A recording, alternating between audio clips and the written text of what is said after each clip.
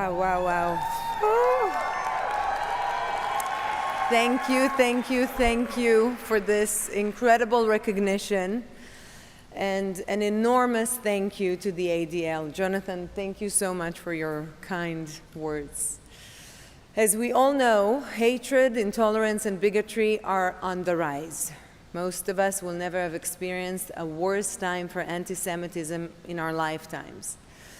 But we should feel safer knowing that the ADL has our backs. So thank you, ADL, for the work that you do for all of us.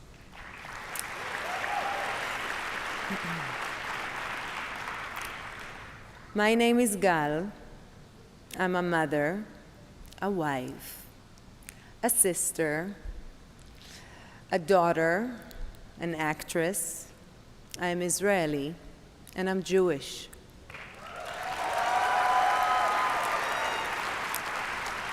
I'm going to say it again. My name is Gal, and I'm Jewish.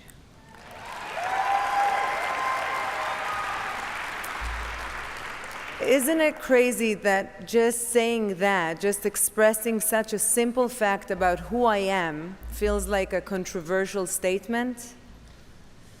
But sadly, this is where we're at today. I grew up in Rosh Hashanah, in the center of Israel. My mother was the daughter of a Holocaust survivor. Her father, my grandfather, Avraham Weiss, may he rest in peace, was born in what was then Czechoslovakia. He was the only one in his family who survived. His father died fighting for the Czech army when the Nazis invaded, and his mother and brother were murdered in the gas chambers of Auschwitz. He came to Israel with nothing and built a life for himself. And despite the horrors he endured, he always taught me the values of love, compassion, and tolerance. את לא משיגה שום דבר בכעס ובשנאה. You don't win anything with anger and hate, he used to tell me. Thank you. On my father's side, I'm the 8th generation to be born in the land of Israel. One of my ancestors was the very first chemist in the Shearei Tzedek Hospital in Jerusalem.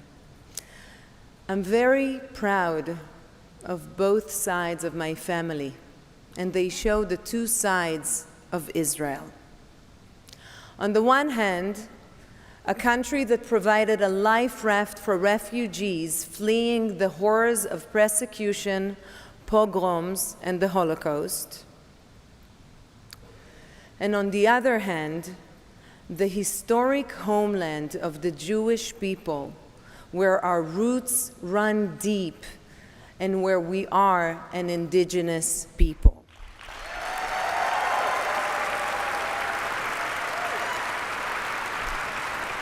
I am proud to be an Israeli, and I am proud to be Jewish. But this is a time when many of us in the Jewish community have had to find our voice and confront the hatred against us, even if it's extremely uncomfortable. That's been the case for all of us in every walk of life and every profession, including my own. I never really wanted to talk about politics. I kind of tried really, really hard to avoid it because no one wants to hear celebrities talking about political issues, right? But also, I regarded myself as a citizen of the world, an equal among equals. I'm Israeli, of course, and I knew that anti-Semitism and anti-Israel hate existed. And like all of us, sometimes I'd caught a whiff of it. But I never thought of myself as being where I came from. It was an aspect of who I am, but it didn't define me. And then October 7th happened, and everything since. Never did I imagine that we would witness such a day of such death and destruction of Jews in our lifetime. And never did I imagine that on the streets of the United States and different cities around the world, we would see people not condemning Hamas, but celebrating, justifying, and cheering on a massacre of Jews. I know I'm not the only one in this room when I say that this was a wake-up call. And here's the thing. However much you tried to avoid it before, even if speaking up wasn't really your thing, none of us can ignore the explosion of Jew hatred around the world anymore.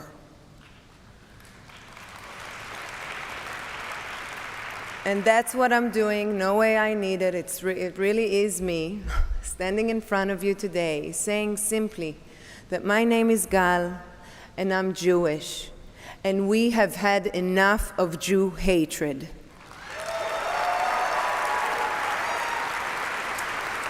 We will confront anti-Semitism, we will call it out, but we will never let it not only defeat us, but define us, because our love is stronger than their hate.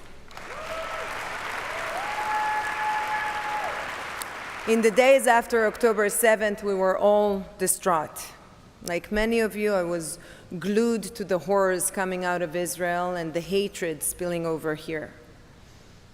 I'm not a religiously observant person, but I found myself in the temple, in the synagogue, and it was then when finally I was just a little bit comforted. I felt the embrace of the Jewish people and the power in the warmth of our community. And I will never forget that feeling, because even though I was a long way from home in Israel and I was in a temple in Los Angeles, I felt at home among family. And for those few precious moments, the chaos and violence of the outside world felt just a little bit easier to deal with. October 7th showed us that what happens to Jews anywhere affects Jews everywhere. And this goes both ways. Not only what happens there affects us here, but what happens here affects them there. So here we are in this room together, calling for the release of every single one of our hostages. We have to bring them home.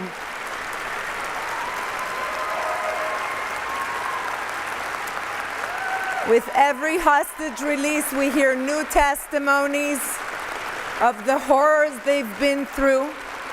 Every minute for them is hell.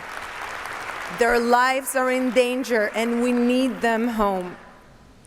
We want the hostages and their families to know that we have your back, that we are here for you. And we need them to know that wherever they go in the world, where there's a Jewish community, they will always find people who campaigned for them, who love them, and who will never let them walk alone. Because this is who we are, and this is who we will always be, taking responsibility for each other. Along with my husband Yaron, we're bringing up 4 daughters to also be proud of who they are, to take responsibility, to love themselves. We're raising strong, independent Jewish women, strong women who stand with other women. Now, I know many women in this room and in our community that have stood strong for the rights of women and girls. On October 7th, Jewish women were sexually terrorized, raped, murdered, and kidnapped by Hamas. We were all listening for, hoping to hear support from our sisters around the world, and too often heard silence. We can't wait any longer. We can't hold our breaths and pray or beg for support from people, groups, community that don't want to be there for us. We need to be there for ourselves. And this is why every single Jew must lean in now, in whatever way we can. Speak up, learn more about our history. We can always do that. Join a temple, find your community, get connected, and as we support our own community, never stop reaching out to the world.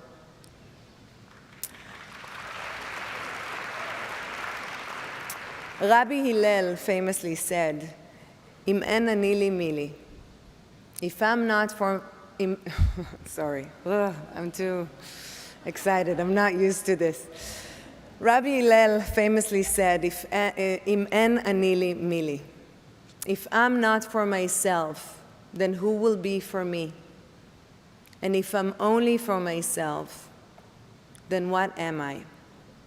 So even if we don't hear others speaking up for us, we have to keep speaking up for ourselves and reaching out our hands to everyone to join in. That is what I tell my daughters.